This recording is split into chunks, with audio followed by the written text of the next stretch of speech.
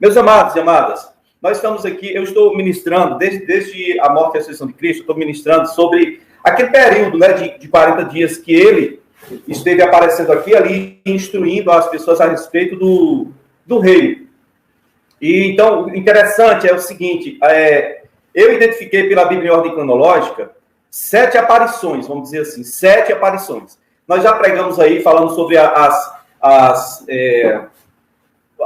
aparições, as primeiras, vamos dizer assim, no dia da ressurreição dele, que eu falei que foi um sábado, né, baseado no que eu estudei nos textos originais.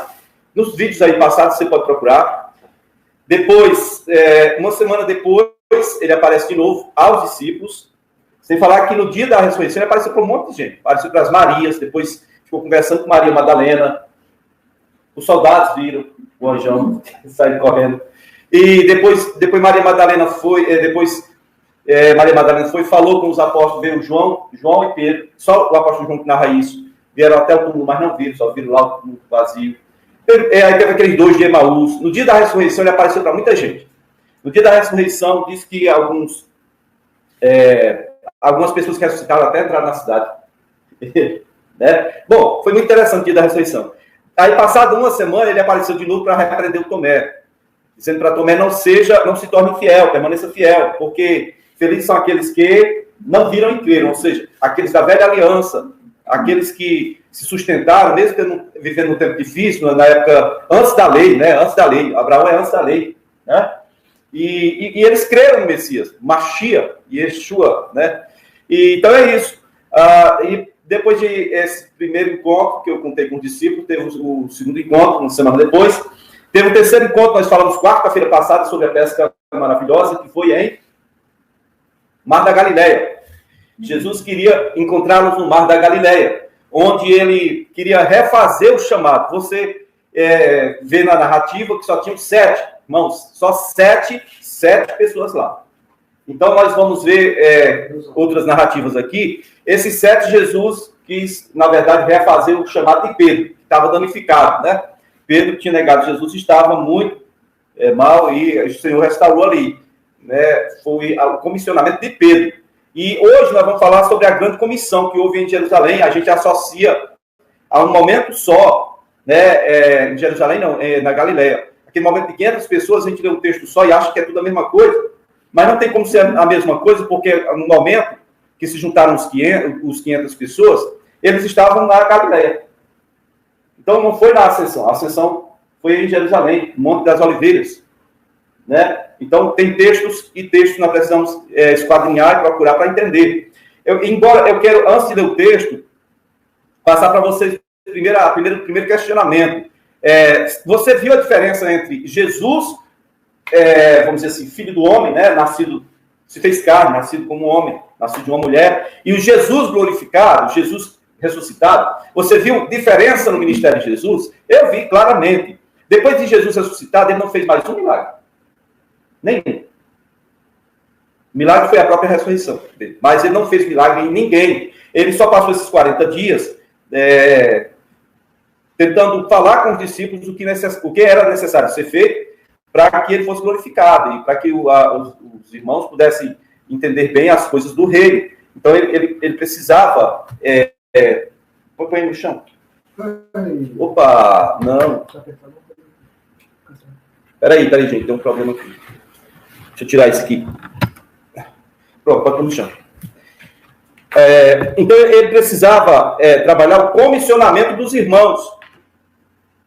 E ele não fez milagres. Há uma diferença enorme, queridos. Uma diferença muito notável entre o ministério de Jesus antes da ressurreição e depois.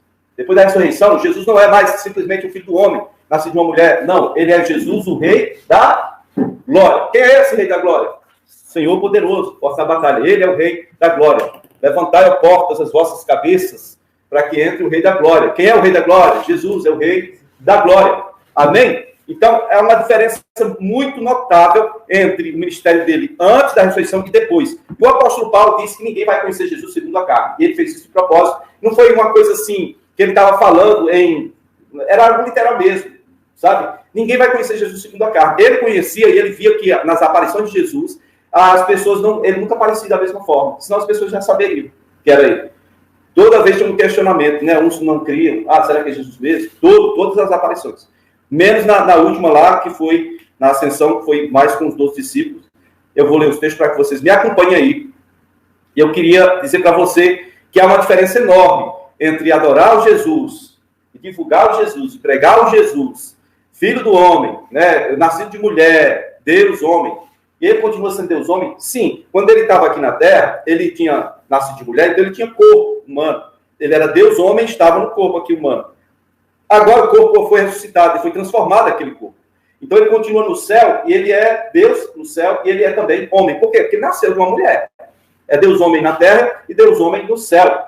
Por isso ele tem autoridade tanto na terra quanto no céu. Agora veja bem, o Jesus glorificado, é esse que nós devemos adorar. O Jesus glorioso que entrou e está à destra do Pai. Aquele que está sentado à destra do Pai. Pode usar aí. Amém? É esse que nós precisamos adorar, queridos. Bom, então, feito aqui aquelas retrospectivas, eu queria que você anotassem aí os textos, para você lerem depois. Mateus 28, do 16 ao 20. Marcos 16, do 15 ao 18. E primeira carta de Paulo aos Coríntios, capítulo 15, versículo 6 e 7. Amém? Mateus 28. Não, vamos ler primeiro só Mateus 28, do 16 ao 20. E Marcos 16, do 15 ao 18. Esse é, então, a quarta aparição, o quarto encontro do Senhor com as pessoas. Se não com todos os discípulos, mas com pessoas. Né? Mateus 28, 16. É 16 ao 20. E Marcos 16, do 15 ao 18, diz assim, ó. Quer ler, Jorge? Mateus 28? Não, não é Mateus que eu leio. Eu leio? Marcos. Ah, você vai ler Marcos, é. Marcos 16, do 15 ao 18. Mateus 28, quer ler, Fel? Não? Eu leio, então. Mateus 28, 16, diz: os 11 discípulos foram para a Galileia, para o monte que Jesus lhes indicara. Faz uma pausa aqui. Quantos estavam lá na pesca? Quantos eram que estavam na pesca no mar? Só 7. Aqui é outro momento. Mateus 28, 16 diz que 11 foram todos. Todos foram para Galileia, para onde? Para um monte. Não foi para o mar, foi para um monte que Jesus indicou para eles. Quando eles o viram, o adoraram. Mas alguns, o quê? Duvidaram. Alguns que estavam lá. Então Jesus, aproximando-se deles, disse: foi-me dada toda a autoridade nos céus e na terra. Portanto, vão e façam discípulos de todas as nações, batizando-os em nome do Pai, do Filho e do Espírito Santo, ensinando-os a obedecer tudo o que lhes ordenei. E eu estarei sempre com vocês até o fim dos tempos. Agora vamos para Marcos 16, verso 15 a 18. Olha lá. E disse-lhes: ide por todo mundo e pregai o evangelho a toda criatura. Quem crê e for batizado será salvo. Quem, porém, não crê será condenado. Estes sinais hão de acompanhar aqueles que creem. Em meu nome expelirão demônios, falarão novas línguas, pegarão em serpentes, e se alguma coisa mortífera beberem, não lhes fará mal. Se puserem as mãos sobre os enfermos, eles ficarão curados. Ok. Bom, vocês viram aí que esse aqui é um outro momento. Um quarto momento, porque naquela pesca maravilhosa só tinha 11, só tinha 7, aqui tem 11. Na pesca maravilhosa eles estavam no mar. No mar. Aqui eles estão no monte. Então, onde Jesus disse: olha, eu quero encontrar vocês no monte. Jesus primeiro encontra eles num local onde eles foram chamados, na beira do mar, porque pelo menos Pedro e o irmão dele André, Tiago e o irmão dele João, esses 4, trabalhavam com pesca. Né? Eles eram de Betsaida. Pedro depois se estabeleceu em Cafarnaum, mas era de Betsaida. Tá bom? Cafarnaum, se você procurar no seu Google Mapas aí, Mar da Galileia, na parte de cima você vai encontrar até hoje, Cafarnaum. Basta colocar com PH, não tem F com PH, Cafarnaum. Ok, queridos? Então aí ele chega, e aí diz aí o versículo 17 de Mateus 28, verso 17, diz que alguns ainda duvidaram. Provavelmente, alguns quais? Não eram 11 que apareceram lá? Provavelmente, esses 4 que não estavam lá na pesca maravilhosa. Esses 4 que não estavam. E o que me faz entender o que é aqui? Que quanto mais experiência pessoal eu tenho com Jesus, mais possibilidade existe de eu encontrá-lo e entender que é ele ou que não é ele. Ou melhor será o meu discernimento sobre quem é Jesus. quanto mais experiência eu tiver com ele, vai melhorar isso, no caso, o meu discernimento sobre quem é Jesus. E isso é importante porque quando eu sei quem é Jesus, eu começo a entender quem sou eu. Algumas pessoas ficam perdidas e ficam querendo saber quem são, né? Quem sou eu? Uma busca infindável para saber quem é você. Bom, eu sei, por exemplo, por experiência própria, eu sei porque, por exemplo, bíblico, que quando nós conhecemos quem é Deus, quem é Jesus, nós entendemos melhor quem somos nós. Essa é a minha forma de ver, de pensar, ok? Tem um psicólogo, um pensador aí, um maluco, que diz assim, ó, se eu sou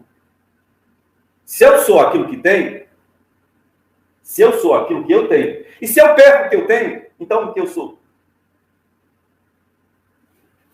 Né? Pronto. Então eu não sou aquilo que tenho, eu sou aquilo que sou. Mas vou entender quem sou eu a partir do momento que eu entender quem é Jesus. Alguns duvidaram. Esses que duvidaram foi porque provavelmente não tiveram naquela pesca maravilhosa que Jesus fez. Aquela pesca foi, vamos dizer assim, o renovo do chamado.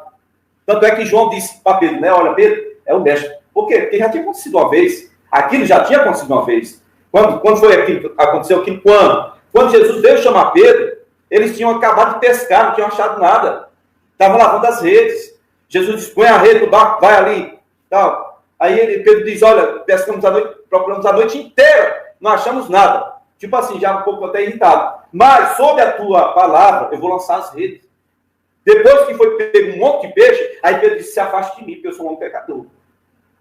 Aí Jesus disse, calma aí, Pedro, no futuro você vai ser pescador de homens. Amém? Já tinha acontecido uma vez. Então, quanto mais experiência você tem e revive essa experiência, maior é o seu discernimento sobre quem é Cristo. E maior é o seu discernimento sobre o que Jesus quer de você. Porque no último encontro, ele queria reafirmar o chamado deles. Agora, no monte, eles estão ali, no monte, no Mateus 28, 17, alguns duvidaram.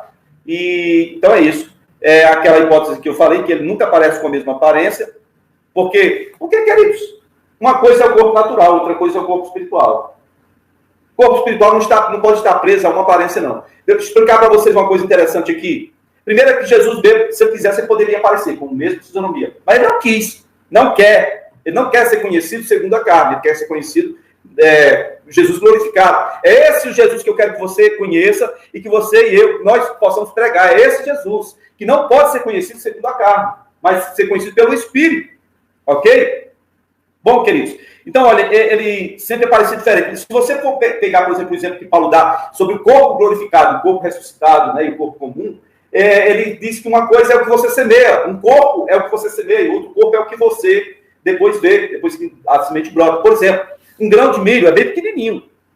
Você pega um pé de milho, né, produz 3 espigas, se for muito bom mesmo, e você compara com um grão de milho, só um grão, uma semente. O que tem a ver uma coisa com a outra? Nada. A gente sabe que é milho porque alguém já definiu pra gente. Mas se ninguém aqui conhecesse nada de milho, se fosse uma coisa que apareceu assim, a gente não ia nem associar um com a outra, a menos que tivesse umas espigas lá e alguém tivesse a curiosidade de ir tirar a palha. Aí ia ver que tem um monte de outras sementes lá, no sabuco, né? Mas é assim, uma sementezinha desse tamanho da ponta com uma caneta, uma sementezinha, produz um negócio do tamanho de uma pessoa. É o corpo natural e o corpo espiritual depois da ressurreição.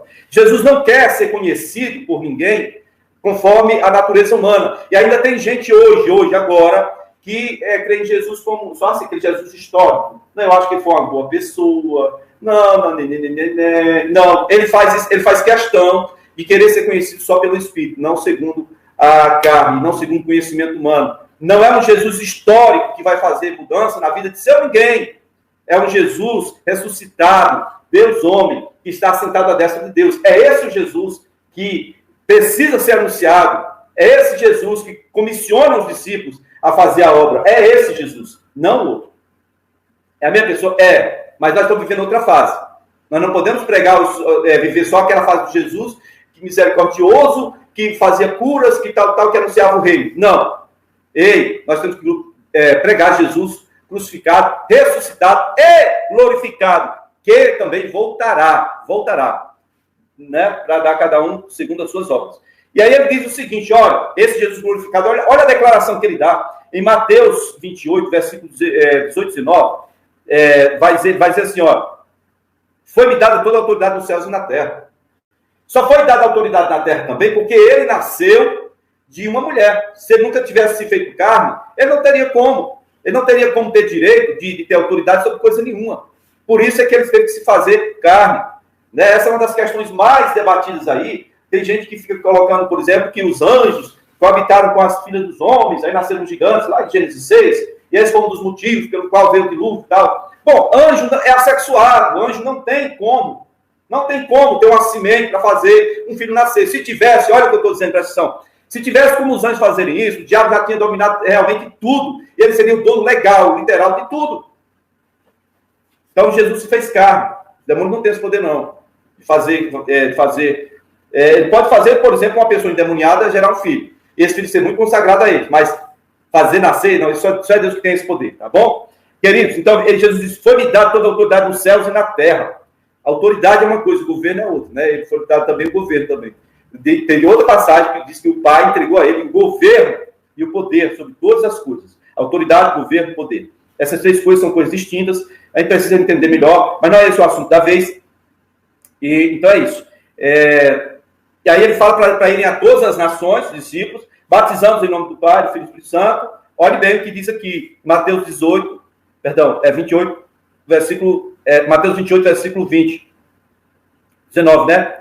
Vão e façam discípulos de todas as nações, batizando-os em nome do Pai, do Filho e do Espírito Santo. E depois diz, e ensinando-os a obedecer. A Bíblia aqui, NVI, diz, a obedecer tudo que eu ordenei. Queridos, é outro ponto que eu quero que você medite comigo.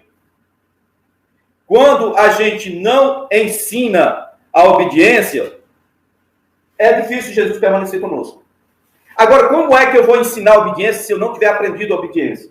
É um assunto terrível para a gente, porque a Bíblia diz que Jesus, mesmo sendo Filho de Deus, mesmo sendo Deus, ele teve que aprender a obediência. Se a melhor pessoa do mundo, do universo, a melhor pessoa que já entrou nessa terra, teve que aprender a obediência, quem somos nós para dizermos que já sabemos o que é obediência? Não é? Quem somos nós? Nós não somos realmente dignos de dizer isso, nem temos condição alguma de afirmar isso com verdade. Pode ser que possa afirmar isso com um grande engano.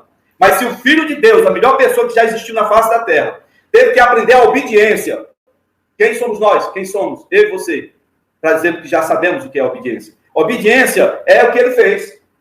Sujeição total. Se esvaziou totalmente dele mesmo para cumprir o propósito do Pai.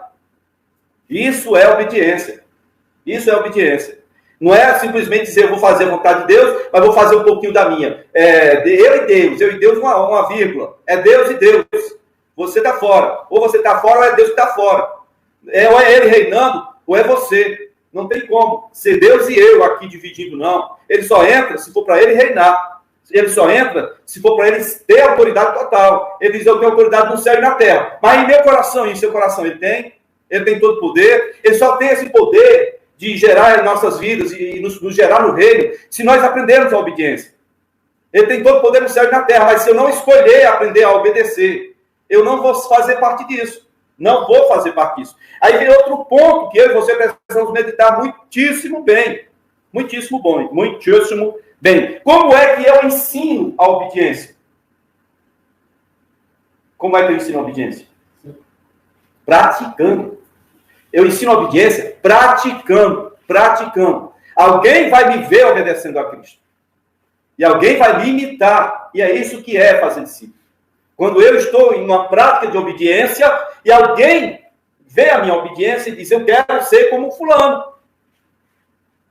Agora, vocês já pararam para pensar quantas desgraças os próprios irmãos crentes nós passamos quando desobedecemos? E às vezes culpamos a vida, o exterior, né? O externo, né?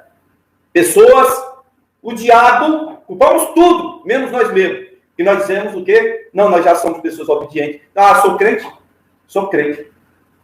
Mas já aprendeu a obediência? Já aprendeu a obediência? A obediência é algo fundamental aqui. Eu quero que você vá, faça discípulo e ensine a obedecer o que eu ordenei. Ensine a me obedecer. Como é que eu ensino alguém a obedecer a Cristo? É obedecendo. Eu só ensino a obedecer me sujeitando e obedecendo. Amém? E aí ele diz, se não guardar tudo, e estarei convosco até o fim dos tempos. Aí na leitura de Marcos 16, do 15 ao 18, vai falar de uma coisa interessantíssima. Tá certo? Olha só, veja aí, Marcos 16, do 15 ao 18, o texto que o Asaf leu, vai falar uma coisa interessante. Preguem a todos, de todas as nações. Isso é igual a Mateus. E ele vai falar aqui de uma condenação. Condenação a quem não crê. Ele diz assim, quem crê e for batizado, versículo 17, não, 16. Quem crê e for batizado será salvo, mas quem não crê será condenado. Então você vê uma coisa associada à outra. Quem crê é batizado. Quem crê e for batizado. Não existe nenhuma associação à ideia de você crer e rejeitar o batismo. O batismo é só vamos dizer assim, um testemunho que você dá a respeito do que Cristo já fez em sua vida. Quem crê e for batizado será? Quem não crê será condenado. Né? Amém? Quem não crê será condenado. Agora, quem não crê como? Esse crer que é acreditar. O que você acha que seria isso, crer? Quem não crê será condenado. Eu acho que está escrito lá em João, alguém acha para mim? Eu acho que é João 5, versículo 11, 12. Primeira carta de João, capítulo 5. Se eu não estiver enganado, meu querido. Primeira carta de João, capítulo 5, versículo 11, 12. Por favor. Vamos lá. Esse é o testemunho. Deus nos deu a vida eterna e essa vida está em seu Filho. Quem tem o Filho tem a vida. Quem não tem o Filho de Deus não tem a vida. Opa! Lê de novo aí, meu moço, bem alto. Ela chega aí. Essa aluna tá bonitona. E esse é o testemunho. Deus nos deu a vida eterna e essa vida está em seu Filho. Quem tem o Filho tem a vida. Quem não tem o Filho de Deus não tem a vida. Está condenado. Está tudo condenado. Está condenado. Não tem o Filho de Deus, está condenado. Quem não crê será condenado é quem não tem o Filho. Sabe como é que você faz para ter o Filho? Você tem que aprender a obediência. Você precisa entender que, olha, batizando e ensinando a obediência dos meus preceitos. Né? Se eu não tenho essa obediência, eu não tenho Cristo. Ele não vai estar em mim. Entenderam isso? Compreenderam isso? Esse crer não é simplesmente acreditar, mas é ter Cristo e é ser dele. Se você não chegar a isso, você não tem como ser salvo. Pode se esforçar, viu? Pode correr, pode fazer o que quiser. Você não será salvo. Você é salvo se você crer. Se você não crer, você não pode ser salvo. E esse crer não é simplesmente acreditar, é ter Cristo em você. E é ser de Cristo, é pertencer a Ele. Amém, meus queridos? Esse é a quarta aparição, o quarto encontro do Senhor com os discípulos. No caso aqui, era com 11 discípulos em um monte na Galileia. Ninguém sabe direito que monte que era, não. Na Galileia tem muitos montes, mas bem pertinho da Galileia, o que está mais próximo de Nazaré, é o Monte Tabor, ou Monte Tabor. É onde eles dizem que foi o Monte da Transfiguração. No canal Comente Bíblia, essa semana nós falamos sobre a história do Gideão, e houve uma guerra lá no Vale de Jezreel. No Vale de Jezreel tem o Monte Moré e tem o Monte Tabor, ou Monte Tabor, que eles dizem que foi o Monte da Transfiguração. Provavelmente o local onde Jesus fazia retiros era ali, no mapa aí está abaixo da Galileia. Tem uma parte que coloca em 3D, dá para ver que tem, é o único local que tem um vale realmente bem amplo, né?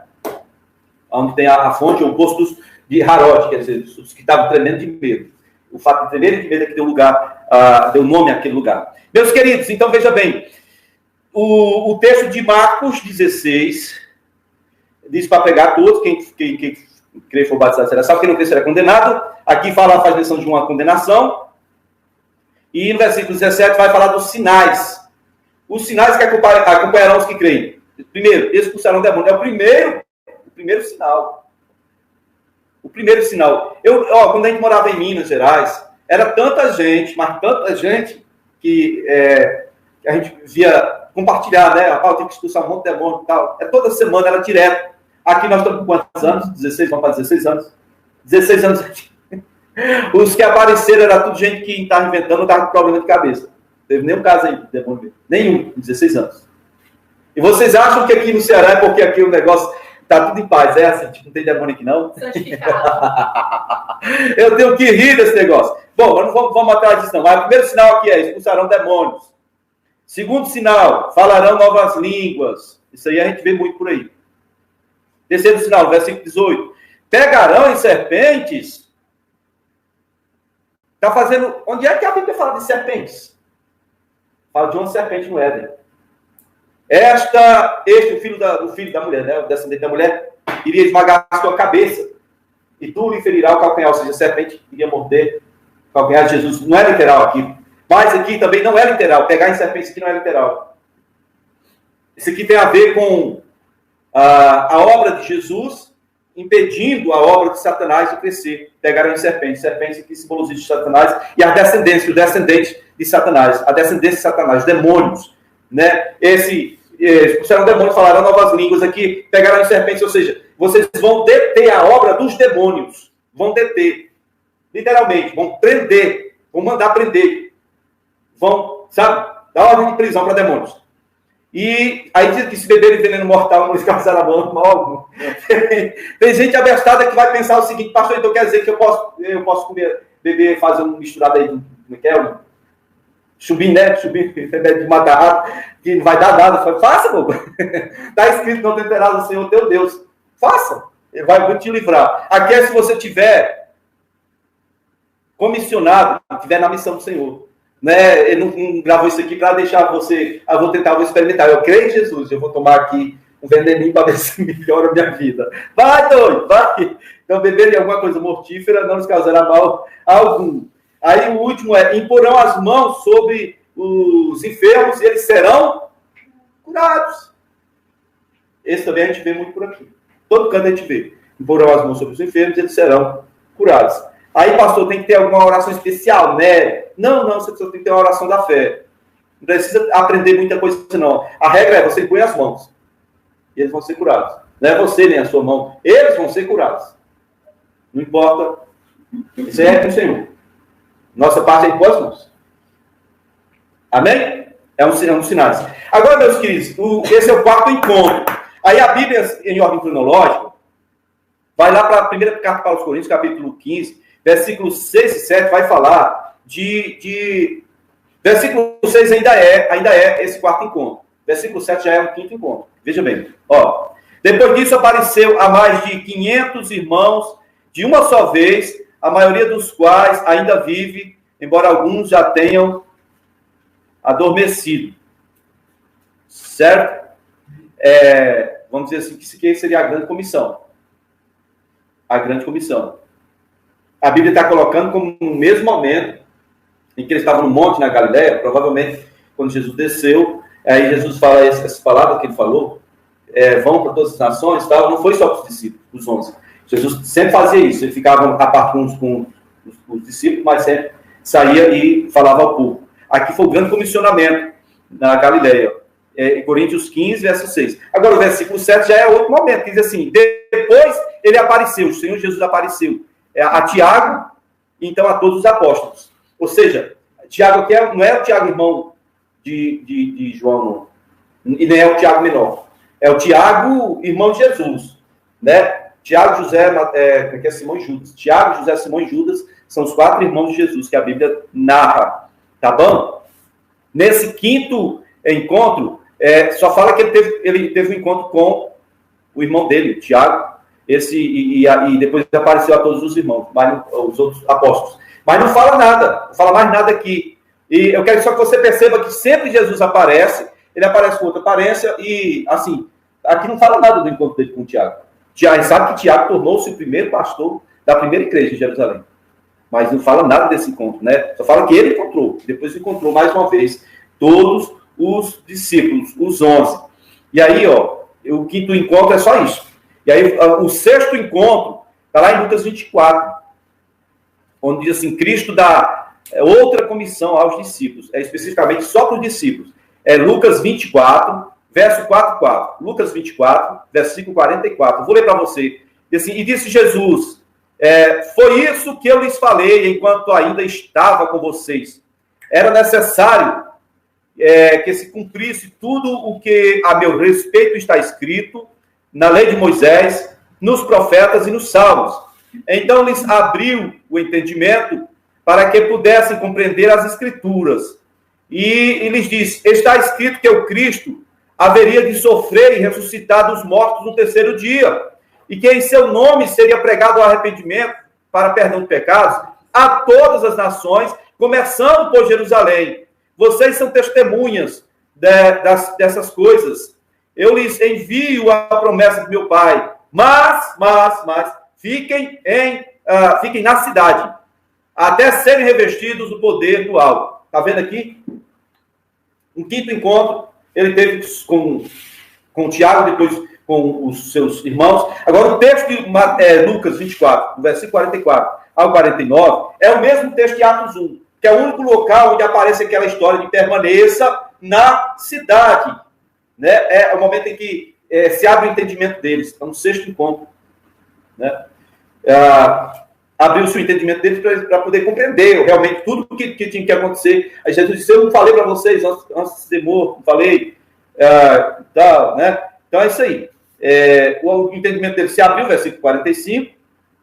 Versículo 49, o Senhor diz: eu lhes envio a promessa de meu Pai. Que promessa? Promessa de Joel. Que promessa? Batismo com o Espírito Santo. Que promessa? O Consolador que virá. Vossos filhos e vossas filhas profetizarão, vossos velhos terão sonhos, vossos jovens terão visões, até sobre os servos e servas derramarei meu Espírito. Então, olha, versículo 49 de Lucas 24, 49.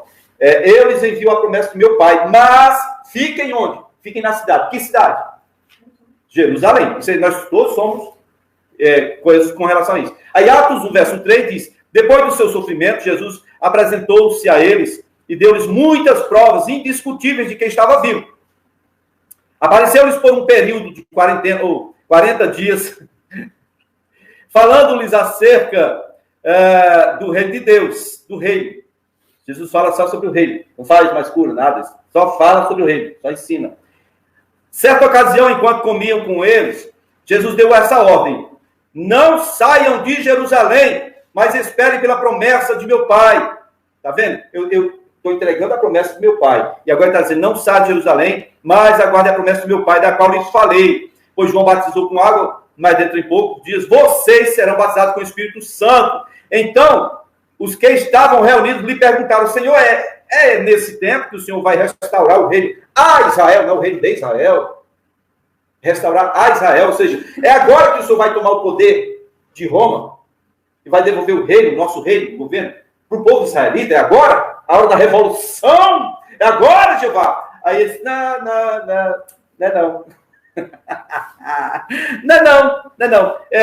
Não lhes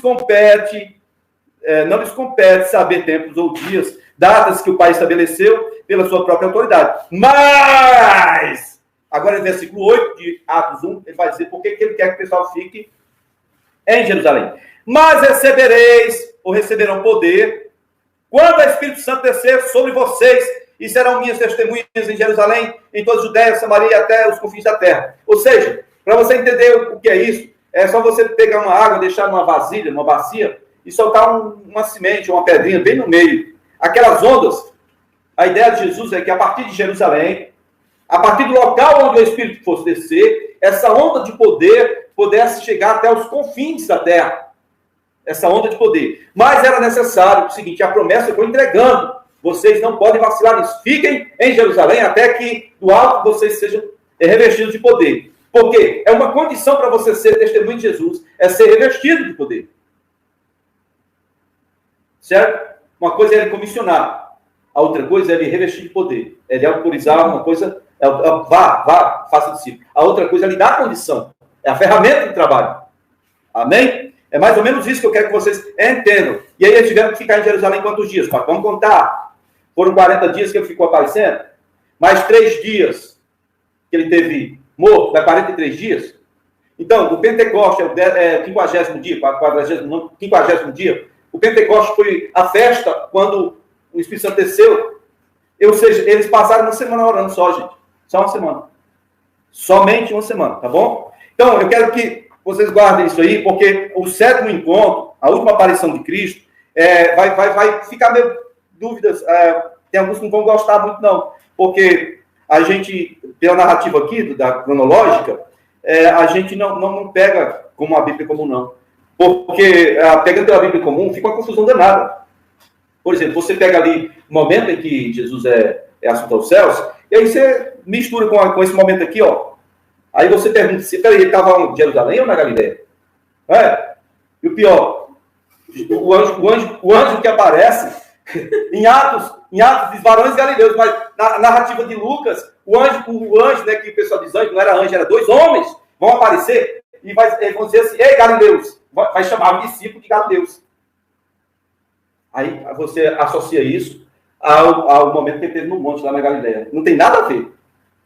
O fato de eles serem de lá e ser chamados de galileus. E outra coisa, esse negócio de 2 anjos, não existe 2 anjos não. Na minha Bíblia não existe 2 anjos não, é 2 homens. 2 varões, tá? Isso é assunto para o próximo quarta-feira. Então vamos falar sobre a última aparição de Cristo, tá? Esteja conosco aqui às 19 horas, nós vamos falar sobre essa última aparição de Cristo. Vamos orar para que o Senhor nos abençoe e nos guarde. Só para a gente concluir. Sim. Pronto, é isso. Quarta-feira, deixa eu anotar aqui. Próxima quarta-feira nós vamos falar sobre a última aparição de Cristo e a ascensão dele. Ok, meu povo? Aleluias. Deixa eu ver aí. Quem está pedindo oração aí? Fala comigo. Eu quero só que vocês... A Dodora está aí. Pai do Senhor, queridos. Vamos orar já já. O Humberto fala que Jesus aparece com uma aparência diferente. É mais uma questão para não idolatrar. Também, Humberto, também. Por que não pode idolatrar? Se a pessoa... hoje nós vemos quadros aí pintados, diz que é a pessoa de Jesus. Mas você vê o cara que não é nem do Oriente Médio, não. Você vê o cara, assim, europeu, português. A imagem que eles têm de Jesus é um Jesus português. Isso quando você não pega um negócio bem transvestido, né? Eu já peguei cada coisa aí que eu olho assim, meu Deus, que é isso? Nem de longe é Jesus. Então, Jesus não quer ser conhecido pela aparência, mas pelo Espírito, amém?